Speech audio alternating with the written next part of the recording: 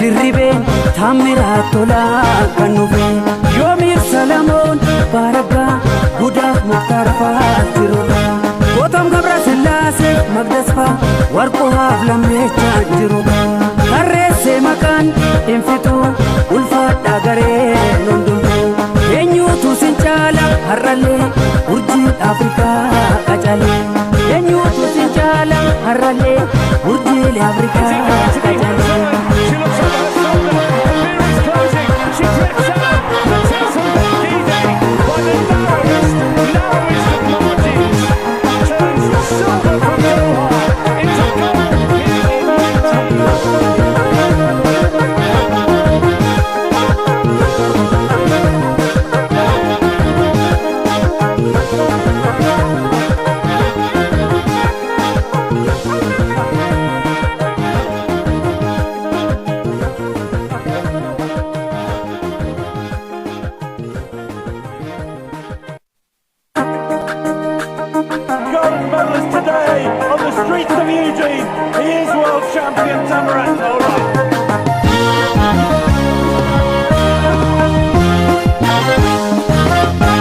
Urji Afrika gurra achibone Ababa Biqilaan mo'achuu barree Daraartuu tulluun milkoomne siniin kabajaa argamne arbii hundarra mul'anne hunduu gammadaa gammanne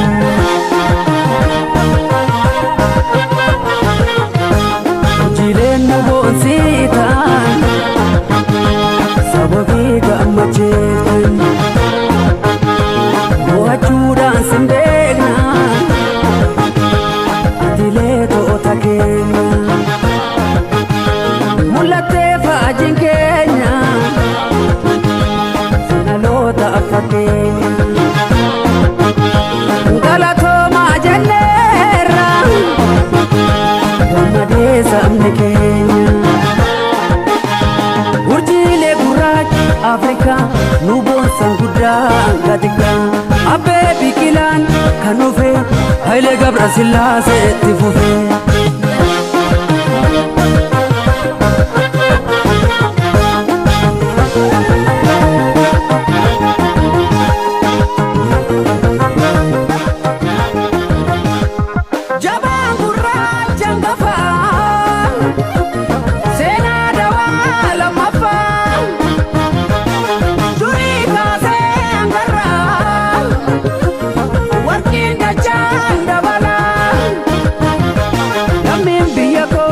Gammadee siniin kan maqaa argate Olkaatee faajiin mirmirraan sirraa jiffatee addunyaan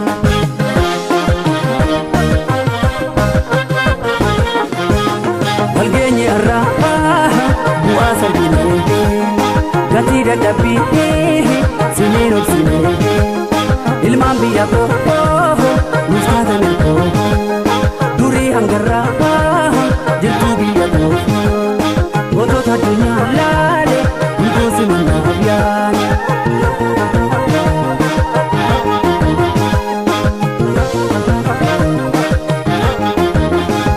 Gammachuun dachaa dachaa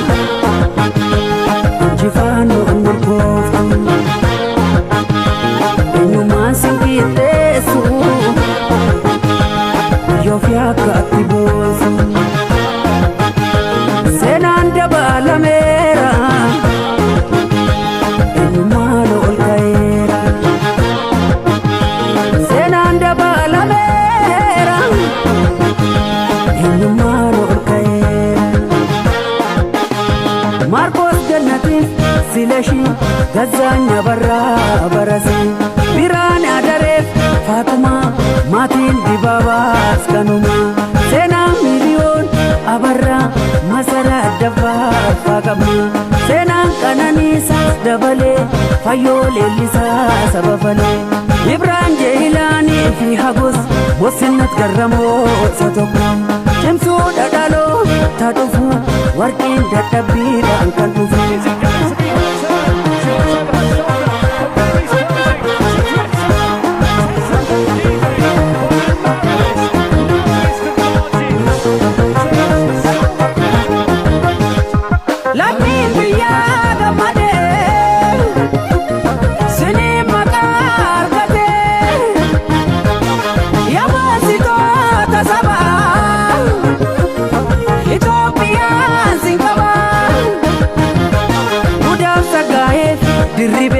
taammiraa tolaa kan dhufe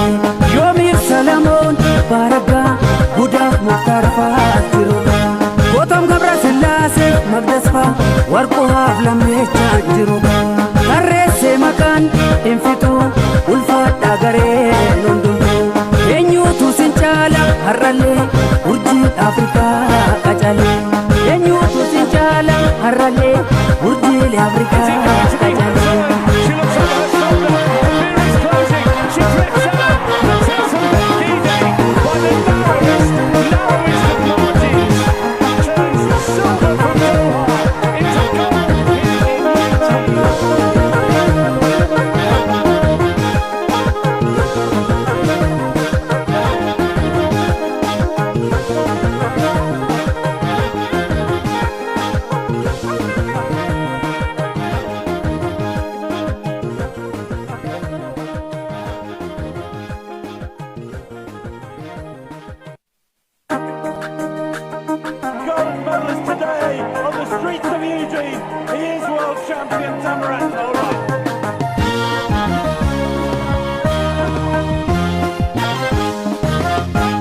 Urjii Afrikaa gurraachi boone Abbabaa Biqilaan mo'achuu barree daraartuu tulluun milkoofne siniin kabajaa arganne arbii hundarra mul'anne hunduu gammadaa gammanne.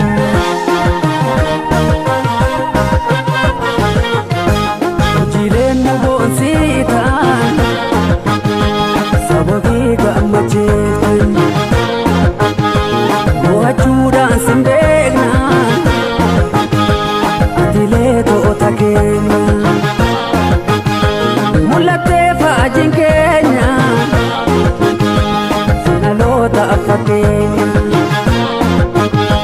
galatoomaa jenneerra gammadee sabni keenya. Afrikaa nu boonsan guddaa gatikaa Abbee Biqilaan kan dhufe Hayilee Gabra Sillaasee itti fufe.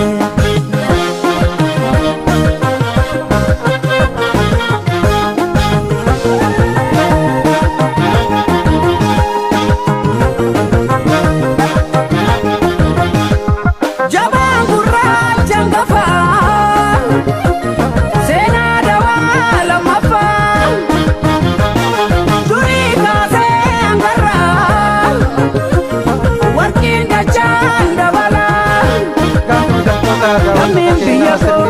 Jila Atileetiksii Itoophiyaa shaampiyoona atileetiksii addunyaa marsaa 18ffaadhaan addunyaa irraa sadarkaa lammaffaa Afrikaa irraa immoo sadarkaa tokkoffaadhaan xumuree taasifamaa jirudha. Ministeeronni garaagaraa sirna simannaa kanarratti jila atileetiksii kanaaf abaaboo kennuudhaan baga nu gammachiistan jedhanii kan isaan gammachuu waliin qooddachaa jiran. Egaa Itoophiyaan shaampiyoona atileetiksii addunyaa bara kanaatiin keessumaayyuu warqii 4 meetii 4 fi naasa 2 argachuudhaan kan deebi'uu danda'anii meedaaliyaa warqii 4 Itoophiyaan bara kana argatte seenaa shaampiyoonichaatiin kan jalqabaati. Kanaafis egaa simannaan haala addaatiin guyyaa irraa kana taasifamaa jira. Koreen Olompikii Itoophiyaa, Federeeshiniin Atileetiksii Itoophiyaa akkasumallee ammoo Federeeshiniin kubbaa miilaa Itoophiyaa fi ministeeronni garaagaraa asitti argamuudhaan abaaboo jilichaaf kennaati kan isaan jiranii. Akkasumallee guyyaa boruu sirni simannaa haala adda ta'eetiin kan qophaa'uuf ni ta'a. Egaa Itoophiyaan bara kana sadarkaa addunyaatti morkattuu cimtuu ta'uudhaan sadarkaa 4ffaadhaan akka xumurtu kan taasise keessa miirri hojii gareedhaan dur hojjetamaatii ture irra deebi'amuu isaati. Atileetonni meedaaliyaa warqii argamsiisan Gooyitoom Gabrasillaasee maaraatooniidhaan akkasuma Taammiraat Tolaa maaraatooniidhaan riikardii fooyyessaniitu kan dorgommichaa kan isaan deebi'uu danda'an. Akkasumallee Latsambat Gidai meetira 10,000 Gudaaf Tsaggaayee ammoo meetira 5,000 shaampiyoonii ta'uudhaan Itoophiyaadhaan meedaaliyaa warqii argamsiisaniitu jiran. Kaleessa ammoo Latsambat